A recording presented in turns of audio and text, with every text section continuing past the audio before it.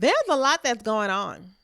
A lot that's going on in the world and in our economy, and it's happening at rapid speed, almost to the point where it's hard to keep up. People are losing their jobs, federal government workers being laid off.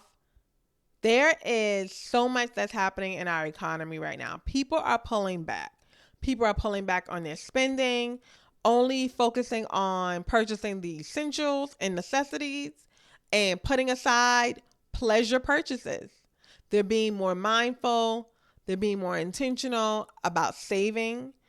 And these are actually good things, right? But in an economy where you're seeing a lot of pullback when it comes to purchases, you may wonder, is it still a good time to invest in real estate?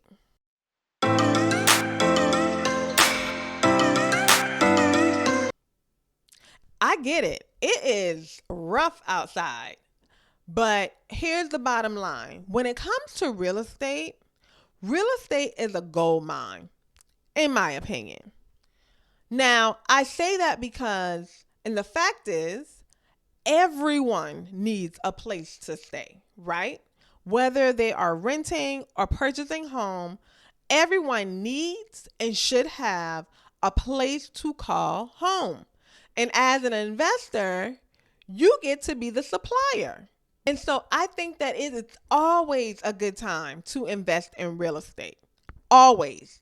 Period. However, you must be in the best financial situation in order to do that. So, my caveat is, of course, it's always a good time to invest in real estate. However, only if you can financially support investing in real estate. You have to be financially able and stable, have the capacity and resources in order to do so.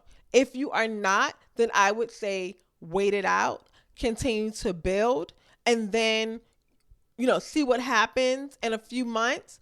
But if you are in a good financial situation, absolutely. Now, I would say, obviously, like always, have your plan to a T, right? Know what you're going to be doing with that property.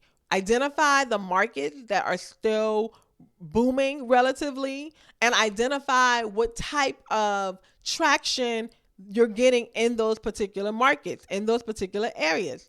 Is that an area that's still buying houses, or is this area more for rentals? Believe it or not, Airbnb is still booming in some areas. Do your market research to determine what's going to be the best exit strategy. But not only that, I always say have a plan B in mind, because sometimes you may have to pivot in the middle of your project, and that is okay. I've done that multiple times in order to save my project and save my profit. Okay. So be prepared to pivot, but do the market research, right? Again, people always need a place to stay. People are buying. People are still buying houses, and people are still out here looking for a place to call home. And so you can be that supplier. Now, if you choose to rent, you want to, you decide to hold it, do the research. Is this a place that is better for long-term rental, or should you consider short-term rental? And the type of housing that you're providing, you may even consider renting out per room. That is also an option, and you can maximize your profit. So again, there's so many avenues that you can take when it comes to real estate. In terms of long-term rentals, I am an advocate for affordable housing. I have worked with affordable housing directly. I've experienced that, and I have had nothing but great experiences. I highly recommend, that being one of your strategies in terms of ensuring that you have cash flow and passive income.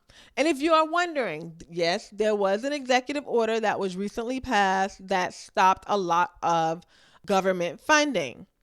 How does that impact the affordable housing?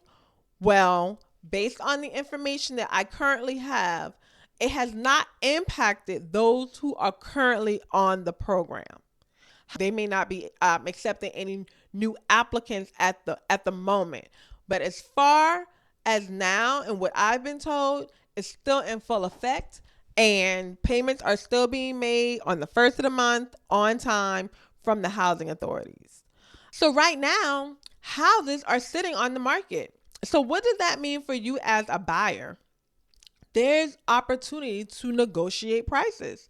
Now, I typically say you want to find houses that's off market so that you can put some equity into the home and sell it at retail price or rent it at a comparable price, right? Now, I typically say you want to purchase your houses off market so you can put some equity in it and then sell it at retail price or rent it at a competitive rate so you don't have to pay full retail value into that for that home and you purchase it with some equity. So those are my thoughts. So if you're on the fence on whether or not you should pursue real estate right now, as long as your finances will allow you to, I say go for it. Again, you are the supplier. You are providing something that people need, a home. Okay? And if your finances, if your credit, if your capacity and your resources are all in alignment, now is a good time to get started. I hope this video was helpful for you, and I'll see you in the next one. Later.